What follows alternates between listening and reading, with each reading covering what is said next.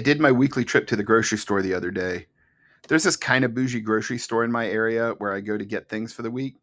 No, not that one. I'm not that bougie. Not yet, anyways.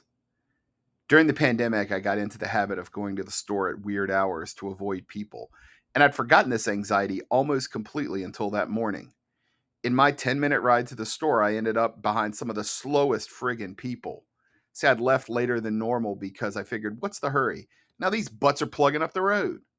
Finally, I see a window to pass one of them, except the guy beside me keeps blocking me for some reason. What's his problem? Eventually, I found an opening, only for some different fool to drift over in front of me and slow me down yet again. See, I thought I'd gotten my anxiety under a lot better control. So when I got to a stoplight and I saw the driver who kept blocking me sarcastically clapping, as if to say, "Congratulations, dude, you're exactly one car ahead of me after all that," I reacted. Don't worry, I didn't flip him off or anything. I caught myself pretty quick. He was right. What in the fresh hell was all of that?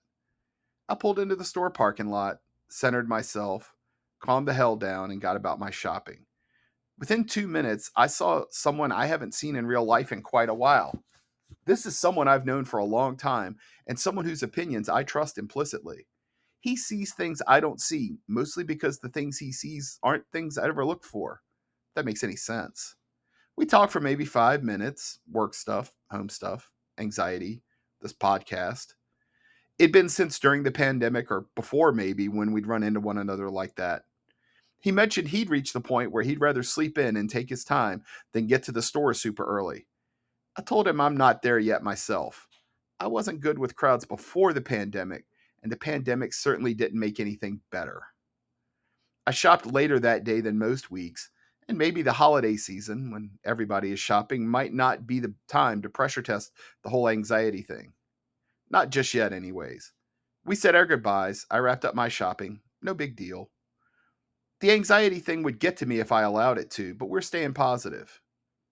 Since then, I've spent a lot of the week thinking about people, important people in my life who are going through stuff that makes my little tantrum seem as completely ridiculous as it was. Seeing people like my work buddy out in the wild and reconnecting even for a moment is doing wonders for me. I'm discovering things about myself. I'm trying things. I keep hearing from you, so many of you that like this. I'm so glad. I like this. I like what this does to me.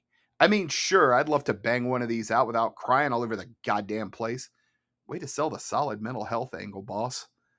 But hey, if it's part of the process and it resonates with even one person, it's so worth it. I'm working on this idea, tying in the language thing from a recent episode into a bigger theme. I think there's something there.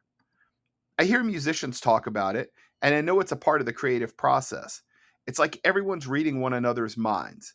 You'll never hear technical people talk about a shared language, but it's there. Oh, you mean like programming languages?